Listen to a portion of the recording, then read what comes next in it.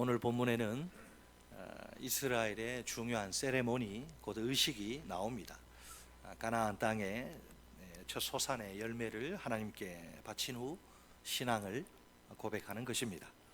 이 의식은 이스라엘의 정체성에 관해 한 가지 질문을 던집니다. 우리는 누구인가? 어떤 질문이라고요? 우리는 누구인가? 이스라엘뿐 아니라 우리도 반드시 대답해야 할 중요한 질문입니다. 자기가 누구인지를 정확히 알아야 합니다. 그래야 딱 한 번밖에 없는 인생 의미 있게, 가치 있게, 보람 있게 살 수 있습니다. 먼저 1절 말씀입니다. 내 하나님 여호와께서 내게 기업으로 주어 차지하게 하실 땅에 내가 들어가서 거기에 거주할 때에. 아멘. 아직 이스라엘이 가나안 땅에 들어가기 전입니다. 하지만 가나안 땅을 차지하고 살 것을 전제합니다. 2절은 가나안을 또 내 하나님 여호와께서 내게 주신 땅으로 소개합니다. 즉 가나안은 하나님이 이스라엘에게 선물로 주신 땅입니다. 이스라엘이 스스로 힘쓰고 노력해서 차지한 땅이 아닙니다. 하나님의 은혜로 주어진 땅입니다.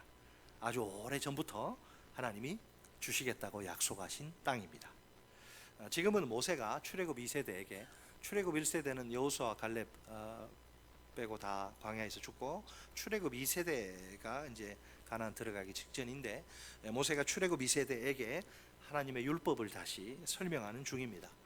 그는 가나안 땅에 대한 약속을 기정사실로 이야기합니다. 그러나 이스라엘이 전쟁을 통해 정복하고 차지해야 할 땅입니다. 그들이 구체적으로 정복 전쟁에 나서야 합니다. 하나님의 약속이 이스라엘에게 순종을 요구하는 셈입니다. 이 1절 이후에 오늘 본문의 그 시간적 배경은 이스라엘이 이제 가나안 땅에서 농사를 짓고 처음으로 추수한 때입니다. 그때 이스라엘 어떻게 합니까? 그 열매를 자기들끼리 홀랑 먹으면 안 되고 그 열매를 하나님께 가져가야 합니다. 하나님을 예배해야 합니다. 하나님이 그들에게 주신 땅으로부터 그 열매를 얻었기 때문입니다. 따라서 첫 열매를 바치며 모든 것이 하나님의 은혜임을 고백해야 합니다. 3절을 보면 예배자가 그 당시 그때의 제사장에게 나아갑니다. 뭐라고 말합니까? 내가 오늘 당신의 하나님 여호와께 아뢰나이다, 이렇게 말하죠. 원래 여기서 오늘은 이스라엘이 가나안 땅에 들어가 정착하고 살 때, 미래를 뜻하는데, 그렇지만 모세의 설교 속에서 현재화되어 나옵니다. 내가 여호와께서 우리에게 주시겠다고 우리 조상들에게 맹세하신 땅에 이르렀나이다. 아멘. 예배자의 말은 신앙 고백적 성격을 드러냅니다. 신실하신 하나님이 아브라함과 맺으신 언약을 성취하신 것입니다. 그 약속대로 아브라함의 아주 새까만 후손 이스라엘을 가나안 땅으로 인도하신 겁니다. 예배자의 말은 5절로 9절에 계속해서 이어집니다. 이 말도 가만히 보면 하나님께 드리는 일종의 신앙 고백입니다.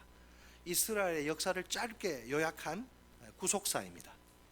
이스라엘이 가나안 땅, 약속의 땅으로 오기까지의 역사입니다. 어떤 그 굵직굵직한 사건들이 있죠. 4대 족장의 역사, 그리고 애굽 이주의 역사, 그리고 애굽 탈출 및 광야의 여정, 그리고 가나안 땅 정착의 역사입니다. 이 광야 여정은 쏙 뺐습니다. 자, 이 역사를 관통하는 주제는 뭘까요? 하나님의 은혜입니다. 하나님의 은혜로 여기까지 왔다는 거예요. 먼저 예배자는 이 은혜를 강조하기 위해서 자신의 조상이 누구인지를 밝힙니다. 이렇게 뭐 괜찮은 조상이 아니라 5절에 따르면 뭐라고 말합니까? 방랑하는 아람 사람이라. 정확히 말하면 망해가는 혹은 죽어가는 별 볼 일 없는 아람 사람. 가나안 땅에 기근으로 말미암아 죽음을 피해 애굽으로 내려갔기 때문이죠. 또 거기에서 소수로 거류를 합니다. 야곱이 자기 집안의 사람 70명을 이끌고 애굽으로 내려간 것이죠. 놀랍게도 그 70명이란 소수의 사람들이 크고 강하고 번성한 민족이 됩니다. 우리가 이 본문을 제대로 이해하려면 창세기 15장과 15장과 비교해서 읽어야 합니다. 창세기 15장에는 하나님이 아브라함과 맺으신 언약이 등장합니다. 두 가지죠. 무엇과 무엇? 후손과 땅에 대한 약속입니다. 후손을 어떻게 해요? 하늘의 별같이 바다의 모래같이 많게 하리라. 네가 보는 동서남북 나 땅으로 주겠다. 자, 하나님이 아브라함에게 자신을 땅을 주시는 분으로 소개하십니다. 아브라함이 뭐라고 말합니까? 아니 뭐 땅요? 이 땅을 어떻게 제가 상속받을 수 있을까요? 질문하죠. 하나님은 그에게 3년 된 짐승들을 쪼개어 갈라 놓으라 하십니다. 언약 당사자 거기를 지나가야 되거든요. 아브라함의 후손들이 가나안 땅을 차지하게 될 것이라고 말씀하십니다. 자, 그 전에 어떤 일을 또 이야기합니까? 그 전에 아브라함의 후손이 이방에서 나그네가 될 것입니다. 그 이방 나라는 무려 400년 동안이나 아브라함의 후손을 학대할 것입니다. 하나님이 그 나라를 징벌하심으로 이스라엘이 거기서 나올 것입니다. 이렇게 아브라함의 후손이 그 4대 만에 가나안 땅으로 돌아올 것이 예고됩니다. 하나님의 역사 속에서 자신의 약속이 이루어질 것을 미리 알려주신 것이죠. 하나님은 이렇게 이스라엘의 미래 역사를 예언하십니다. 그런 후에 아브라함과 언약을 맺으십니다. 그 순간 쪼갠 고기 사이로 신적인 불이, 하나님을 상징하죠. 신적인 불이 지나갑니다. 아브라함도 지나가야 되는데 흥미롭게 거기 보면 아브라함은 지나가지 않습니다. 뭘 이야기하는 거죠? 모든 이 언약은 쌍방 언약인데 여기 하나님 편에서 아브라함에게 땅과 후손을 주시겠다고 일방적으로 협의한 게 아니라 일방적으로 약속하신 겁니다. 그러니 당연히 그 약속 준수에 대한 의무와 책임이 아브라함에게 있는 게 아니고 하나님께 있습니다. 자, 이제 다시 오늘 본문으로 돌아와서 생각해 봅시다. 6절, 6절에 의하면 하나님의 예언대로 애굽 사람이 이스라엘을 어떻게 합니까? 학대하며 괴롭힙니다. 그들에게 중노동을 시킵니다. 애굽 사람이 이스라엘을 이렇게 종부리듯이 이스라엘을 막 인격 모독하고 이스라엘 노예로 막 기계처럼 막 부려먹은 거예요. 이스라엘이 이제 도저히 이대로는 더 이상 살 수가 없을 지경입니다. 너무너무 고통스럽고 괴로워 이 상태가 지속되면 다 죽을 것 같아요. 그래서 할 수 없이 하나님께 하소연합니다. 7절을 보면 이제 조상의 하나님 여호와께 부르짖습니다. 아브라함의 하나님, 이삭의 하나님, 야곱의 하나님, 요셉의 하나님 불렀겠죠. 조상의 하나님 여호와께 부르짖습니다. 이 부르짖다는 히브리 동사 간절함과 절박함이 진하게 담겨 있습니다. 제발 자기들 좀 살려달라고, 죽게 생겼으니 살려달라고, 구원해달라고 하나님께 간절히 기도하는 것이죠. 우리가 그렇게 절박하지 않으면 굳이 부르짖어 기도할 이유가 없죠. 신사적으로 아주 젠틀하게 조용히 할 수 있어요. 그게 아니고 내가 지금 죽게 생겼어요. 죽기 일보 직전이면 기도가 달라집니다. 막 피를 토하는 기도가 나옵니다. 자, 그랬더니 어떻게 해요? 하나님이 여기 성경에 보니까 하나님이 뭐 하셨다? 7절에 여호와께서 우리 뭘 들으셨다?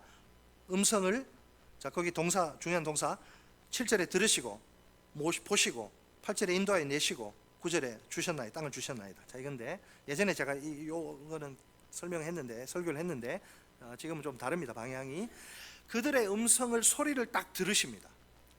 여러분, 하나님이 우리 음성, 기도 들으면 어때요? 다 끝나는 겁니다. 문제가 해결되는 거죠. 음성을, 목소리를 들으셨다. 간절한 기도에 대한 결과의 결과.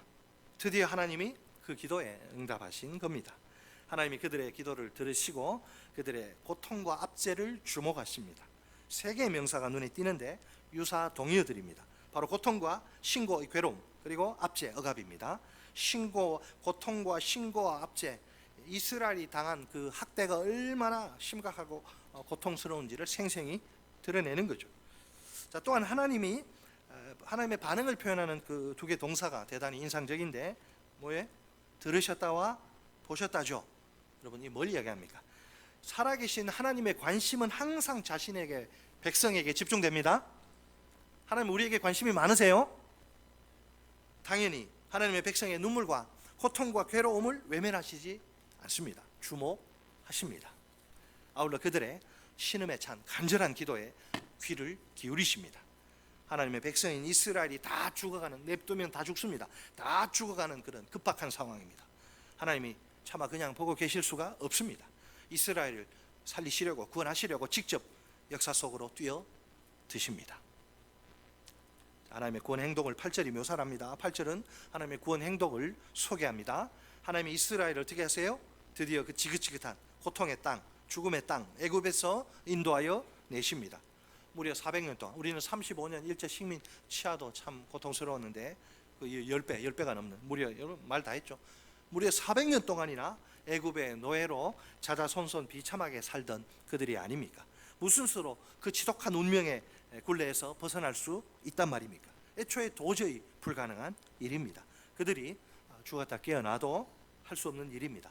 그런데 하나님이 이런 이스라엘에게 자유와 해방을 선물하신 것입니다.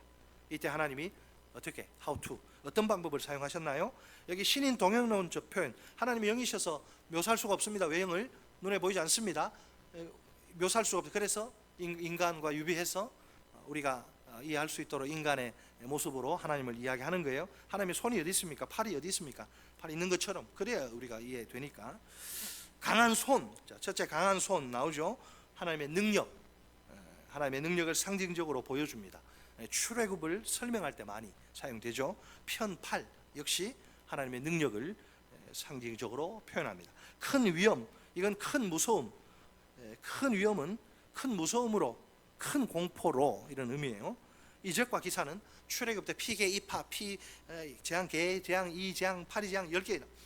이적과 기사는 출애굽 때 그 10대 무시무시한 재앙과 홍해 바다의 그 초자연적 기적을 가리킵니다. 이 기적은 사람들이 두 눈으로 똑똑히 볼 수 있도록 일어납니다. 이 기적을 본 사람 얼마나 기절초풍하겠습니까? 그 바람에 이스라엘 사람들과 애굽 사람들이 모두가 하나님을 두려워합니다. 세상에 어떻게 바다가 갈라지겠지? 난생 처음, 머리털 나고 처음 바다가 갈라지는 거 보니 얼마나 무섭겠어요. 자, 9절도 계속해서 하나님이 행하신 구원에 대해서 이야기를 합니다. 하나님이 어떻게 해요? 이스라엘을 애굽에서 구원하신 후 이제 가나안 땅으로 데려오시죠. 가나안 땅은 이스라엘의 최종 목적지입니다. 하나님이 아주 일찍이 이스라엘의 조상 아브라함과 이삭과 야곱에게 주시기로 약속하신 땅입니다. 이스라엘은 애굽에서 나온 후 이 약속의 땅을 향해 나아갑니다. 가나안이 어떤 곳이라고 말합니까? 젖과 꿀이 흐르는 땅입니다. 가나안에 젖과 꿀이 있습니까? 왜 젖과 꿀이 흐르는 땅이죠? 신학자들이 많은 이야기 하는데 딱 요약을 하면 이스라엘의 풍성한 행복한 삶을 위해서 세팅된 최적화된 땅을 상징합니다. 여러분, 우리가 핸드폰 아무리 AI가 들어가가지고요, 야 이제 영어 외국어 강사들 어떻게 먹고 살려나 몰라. 바로 그냥 통역되고 막 그렇습니다. 근데 아무리 핸드폰이 좋아도 최적화가 돼, 업데이트를 해서 최적화를 시켜야지 그게 최대한 효율적으로 쓸 수 있는데 최적화 안 되면 그거 못 씁니다. 자, 젖과 꿀이 흐르는 땅, 이스라엘의 행복을 위해서 모든 것을 풀 세팅, 풀 옵션, 우리 집을 들어가는데 아무것도 없는 게라 다 모든 가전제품 풀 옵션으로 세팅되어 있는, 기분 좋죠. 다른 거 살 필요가 없어요. 사랑하는 자기 자녀들이 행복하게 살기를 바라는 하나님 아버지의 마음이 보입니다. 보이시죠? 저만 보입니까? 에덴 낙원도 그렇고 이 가나안도 그렇고 우리가 장차 들어갈 완성된 하나님 나라도 그렇습니다. 행복에 최적화된 그런 아무것도 부족함이 없는 땅.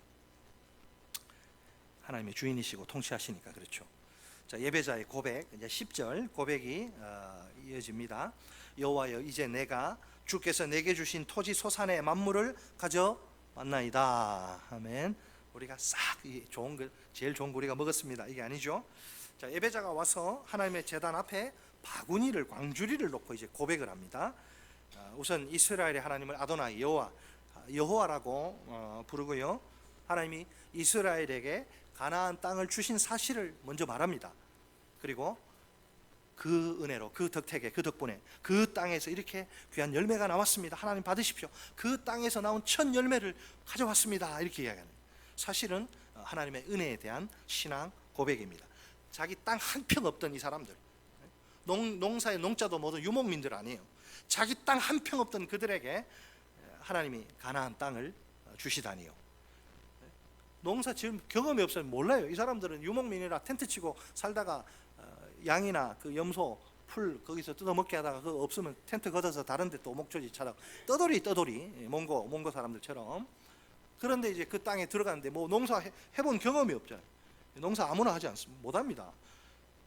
근데 하나님이 그 땅에서 농사 지을 수 있도록 하나님이 인도하시죠. 어떻게? 한 걸음 하나님이 그 늦은 비와 이른 비와 적당한 햇빛까지 주십니다. 이 세 개 중에 하나라도 삐끗하면 농사 안 됩니다. 제가 옛날에 미상교회 그 심호할 때 그 앞에 텃밭에다가 모종 고추 모종해서 아주 재밌게 잘 먹었거든요. 나중에 간이 커져가지고 수박도 한번 해볼까. 미쳤어요. 무슨 수박이야. 농사가 어려운데 우리 농사 지으신 어르신들 아시죠? 이건 철저하게 천수답이에요. 하나님이 비 안 주면 못합니다. 하나님이 딱 정확하게 그때 늦은 비, 그때 이른 비, 그때 적당한 햇빛, 첫 수확의 기쁨을 하나님이 은혜로 맛보게 하신 거예요. 농사는 하나님 손에 달려 있으면 사람 힘으로 하는 게 아니죠. 자, 농사의 전 과정을 가만히 들여다볼까요? 하나님의 은혜가 미치지 않은 과정이 하나도 없습니다.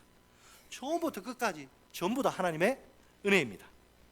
어느 한 과정이라도 뭐 문제가 생기면 수확이 불가능합니다. 그렇게 되지 않도록 하나님이 은혜를 풍성히 부어주신 것입니다. 그러므로 예배자의 수확은 이게 뭐죠? 하나님의 은혜의 열매요 결과입니다. 참으로 감사한 일이 아닐 수 없습니다. 자, 현재 이스라엘은 가나안 정복 전쟁을 앞둔 상황입니다. 그들에게 절실히 필요한 것은 무엇일까요? 정체성과 하나님의 구원의 역사에 대한 올바른 지식입니다. 우리가 누구고 우리가 어떻게 여기까지 왔는가 그걸 알아야 돼요. 하나님의 은혜로 여기까지 왔음을 먼저 알아야 돼요. 무기 준비하고 막 지휘관 세우고 병법 전략 전술 세우는 거 아니에요. 너희가 누구냐? 너희가 어떻게 해서 오늘 여기까지 왔느냐? 하나님의 은혜를 아느냐? 자기들이 누구인지를 정확히 알아야 합니다. 더 이상 애굽의 노예 백성이 아니라 하나님의 언약 백성입니다. 임마누엘 에베네셀로, 오늘 여기까지 인도하신 하나님의 은혜, 누구 덕분에 너희가 지금 그 광야를 통과해서 여기까지 왔느냐? 어떻게 애굽 종살이에서 너희가 평생 400년 아니라 500년 주님 오실 때까지 그렇게 살수지도 모를, 하나님의 개입이 없으면 그런 인생들인데, 그 노예 종살이의 사슬을 끊고 광야에 와서 만나와 메추려, 광야는 뺐죠. 반역의 역사, 먹이고 입히고, 그래서 너희를 여기까지 데려오지 않아요. 무기 준비하고 전략 세우고 지휘관 세우는 게 문제가 아니에요. 너희가 누구이고 너희 구원의 역사 가운데 하나님 베푸신 그 은혜를 너희가 먼저 기억하라. 그래서 이 하나님의 은혜를 기억하면서 수확의 제일 좋은 열매를 자기들이 먹지 않고 하나님 앞에 드리는 거예요. 드리면서 하나님, 모든 것이 하나님의 은혜입니다. 감사합니다. 여러분, 출애굽의 구원, 이 출애굽의 구원은 이스라엘 역사에 있어서 결정적인 터닝포인트, 전환점입니다. 노예 백성에서 뭐 볼 게 있어요? 그들의 노예 백성에서 하나님의 언약 백성으로 새롭게 태어난 것입니다. 이 얼마나 놀라운 하나님의 은혜란 말인가요? 당연히 그들은 이 구원의 은혜에 올바르게 반응하며 살아야 합니다. 여러분, 제가 늘 이야기하죠. 신앙생활이 뭐예요? 하나님 앞에 반응하는 겁니다. 인풋이 있으면 아웃풋이 있죠. 하나님의 은혜를 받은 자로서 그 은혜, 나도 아웃풋, 나도 반응하는. 자, 본문에서 어떻게 반응합니까? 그들의 신앙 고백으로 첫 열매, 가장 귀한 첫 열매를 하나님께 드립니다. 이게 무슨 말이에요? 나머지 모든 열매도 하나님의 것이란 고백이 담겨 있습니다. 이스라엘은 출애굽 이전의 상태로 되돌아갈 수 없습니다. 그들은 다시는 노예 백성으로 살 수 없습니다. 하나님이 그들에게 새롭게 요구하시는 그런 이 삶이 따로 있죠. 이제부터 그들은 하나님의 언약 백성으로 살아야 합니다. 신명기가 강조하는 핵심은 뭐죠? 하나님의 언약 백성 어떻게 살아야 한다? 하나님 말씀대로 순종하는 삶입니다. 말씀대로 순종하는 거예요. 17절로 18절 읽지 않았지만, 자 17절 18절 보세요. 거기 계속 반복해서 나오는 단어들을 주목하십시오. 다 똑같은 말인데 이리 돌리고 저리 돌리고 또 요리 돌리고 또 뭐 쩌짝으로 돌리고. 자, 그 17절 18절에 먼저 그 도를 행하고, 그 다음에 그의 규례와 명령과 법도를 지키며 그의 소리를 들으리라. 그의 모든 명령을 지키라 확언하셨느니라. 다 다양한 표현을 통해서 너희가 어떻게 살라고? 하나님의 말씀대로 계명대로 순종하며 살라는 거예요. 자, 이스라엘이 왜 이렇게 살아야 합니까? 이유는 단 하나밖에 없습니다. 하나님이 그들을 어떤 백성으로 18절에 아주 저런 빨간 줄로 멍덩어리처럼 보배로운 백성, 그리고 19절에 여호와의 성민, 거룩한 백성, 보배로운 백성, 여호와의 성민.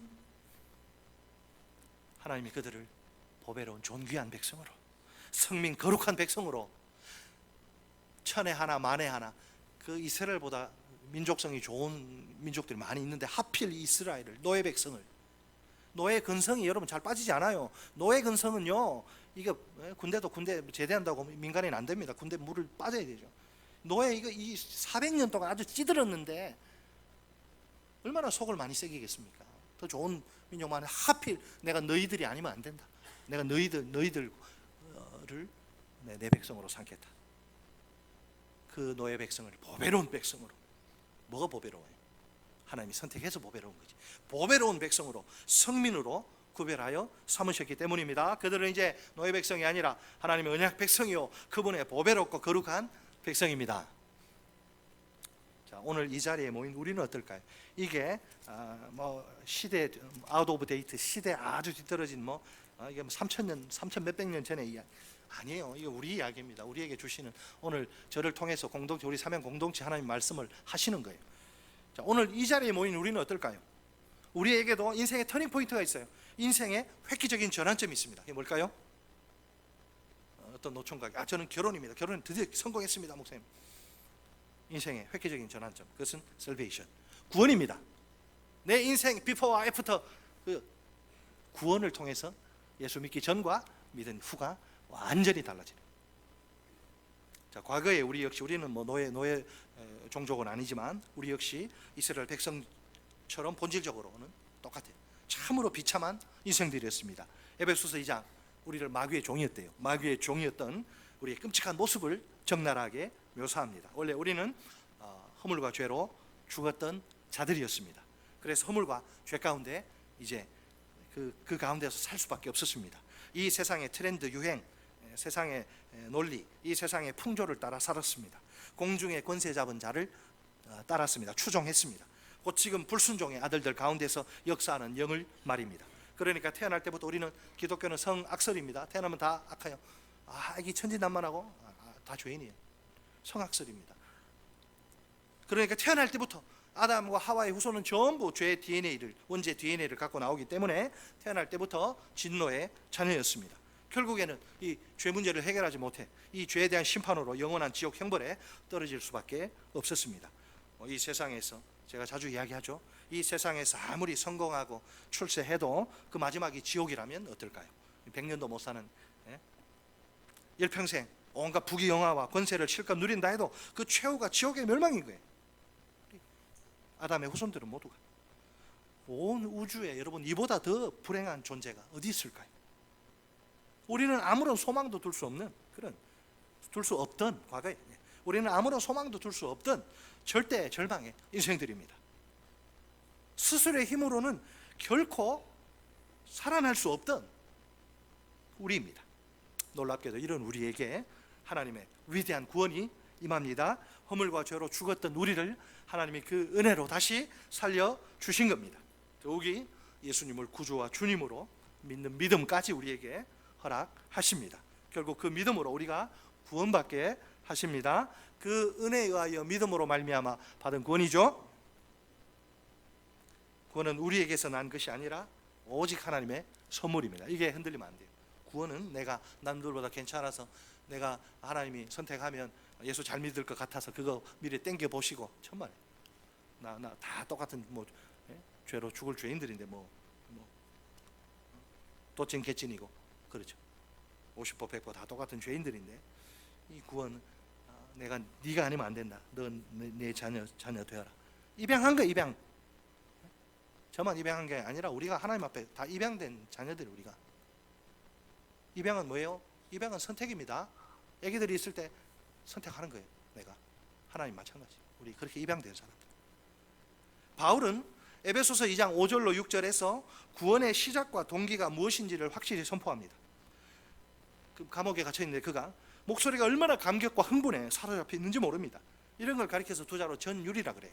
몸이 덜덜덜 떨릴 정도로 감격스러운 게 틀림없습니다. 긍휼이 풍성하신 하나님이 우리를 사랑하신 그 큰 사랑을 인하여 허물로 죽은 우리를 그리스도와 함께 살리셨고 너희는 그 은혜로 구원을 받은 것이라. 아멘.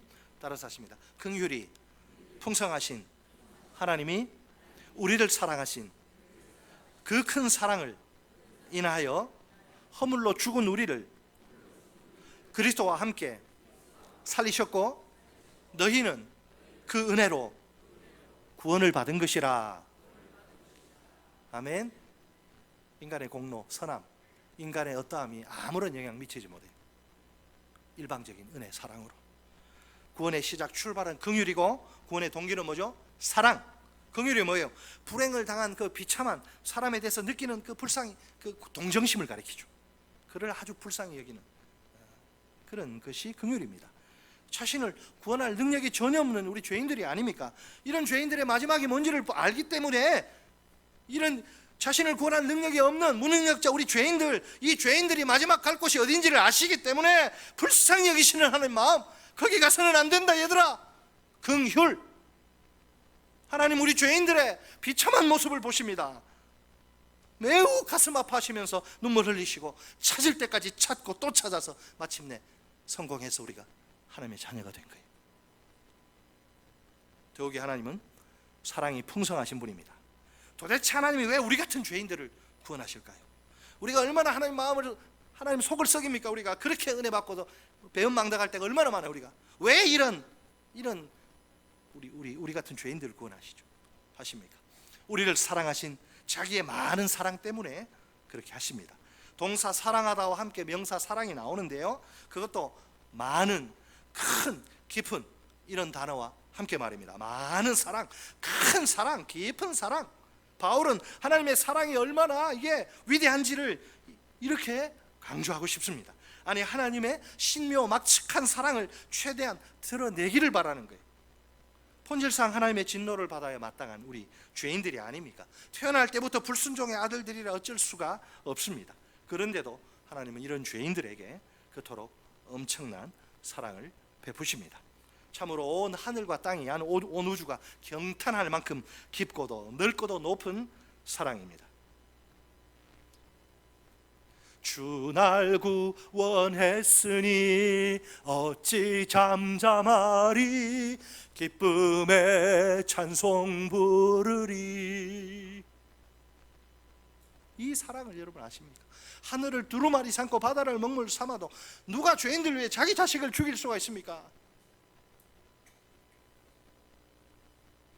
이런 하나님의 긍휼로, 이런 아버지의 사랑으로 우리가 구원받은 거예요. 그야말로 어메이징 그레이스. 나 같은 죄인 살리신 주 은혜 놀라워. 나 같은 죄인을 향한 하나님의 긍휼을 압니까? 죄인 중에 괴수인 벌레만도 못한 이 죄인을 위한 아버지의 사랑을 맛보았습니까? 구원은 하나님의 긍휼과 사랑이 만들어낸 최고의 걸작품입니다. 따라서 하십니다. 구원은 하나님의 긍휼과 아버지의 사랑이 만들어낸 최고의 걸작품이다. 이 구원을 우리가 알면 미친 듯이 춤을 추지 않을 수가 없어요. 이 구원을 진정으로 내가 안다면 감사해서, 내 상황이나 환경이 힘들고 어려워도, 내가 가난하고 내가 병들어도 이 구원의 은혜를 알면 주님 앞에 지금 당장 죽어도 여한이 없는 거고, 영생이 있고 완벽하게 우리 행복을 위해서 완벽하게 풀 세팅된 천국이 있고, 내가 별거 아니지만 주를 위해서 일했는데 그거 냉수 한 잔 준 것도 상을 잃지 않는다 그랬는데 우리가 주를 위해서 다 열심히 일하잖아요. 그 보상, 상급까지.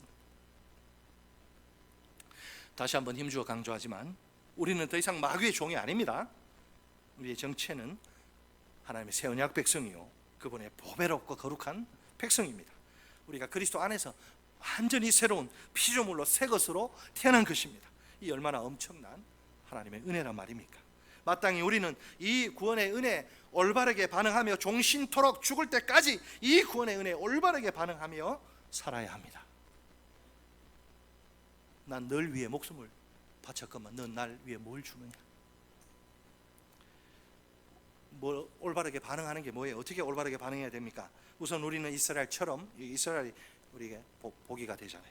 이스라엘처럼 신앙 고백으로 첫 열매를, 첫 소득, 첫 열매를 하나님께 바쳐야 합니다. 이 첫 열매 속에 하나님의 은혜에 대한 감사가 들어 있습니다. 내가 거둔 모든 열매가 다 하나님의 것이란 믿음의 고백도 담겨 있습니다. 겉으로 볼 때는 내가 애쓰고 수고해서 거둔 내 열매 같습니다. 솔직히 말해 절대로 그렇지 않습니다. 하나님이 내 모든 상황, 환경, 여건 가운데 은혜를 베푸셔서 받은 열매입니다. 하나하나 따지면 한도 끝도 없어요. 하나님이 내게 직장이나 사업장을 주십니다. 일할 수 있는 건강과 여건 돌아가십니다. 모든 사건, 사고로부터 나를 안전하게 지켜주십니다. 그 결과 노동의 대가로 월급을 받거나 이윤을 남깁니다. 하나라도 삐끗하면 아무리 일하고 싶어도, 아무리 돈 벌고 싶어도 할 수 없어요. 하나님의 은혜로 여러분 월급 봉투 받을 때, 봉투가 아니죠, 월급 받을 때, 또 사업을 잘해서 이윤을 남길 때 하나님 앞에 정말 감사해야 돼요.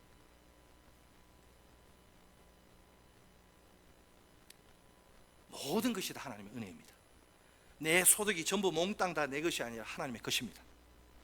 우리가 다 바칠 수는 없잖아요. 생활도 해야 되고 자녀 교육도 시켜야 되고, 물론 그래서 10분의 1만 이야기하는 거예요. 감사와 믿음의 고백을 담아서 소득의 11조를 하나님께 드립니다. 그뿐만 아니라 우리는 구원 이전의 상태로 돌아갈 수 없습니다. 죄에 저항하지 못하고 죄에 질질 끌려다니고 얻어맞고 마귀한테 그런 삶, 그런 정상적이지 않아요. 얼마든지 우리가 예수의 보혈로 이길 수가 있는데 다시는 마귀의 종으로 무기력하게 질질 끌려다니면서 마귀의 도구로 살 수 없습니다. 하나님이 우리에게 요구하시는 삶을 보세요. 우리는 하나님의 새 언약 백성으로, 예수의 목숨이 들어간 그 새 언약 백성으로, 보배롭고 거룩한 백성으로 살아야 합니다. 어떻게?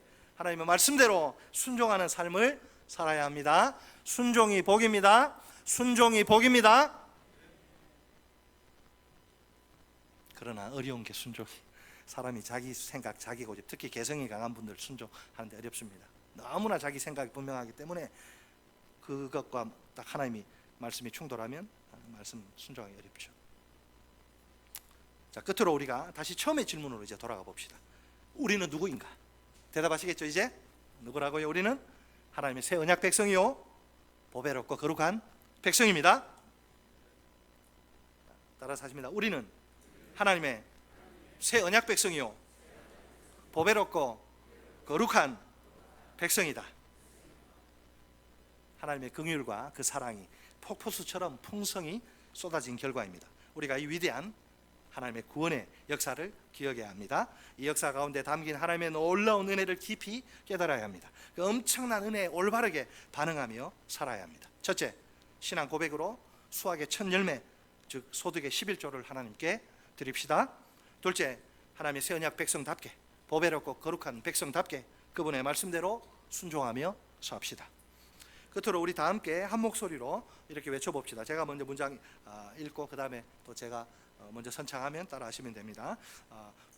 이 오늘 설교 제목, 구원의 그 역사, 그 은혜에 반응하라. 조금 심화해서 구원의 은혜의 11조와 순종으로 반응하라. 따라서 하시면, 구원의 역사, 그 은혜에 반응하라. 구원의 은혜에 11조와 순종으로 반응하라. 아멘.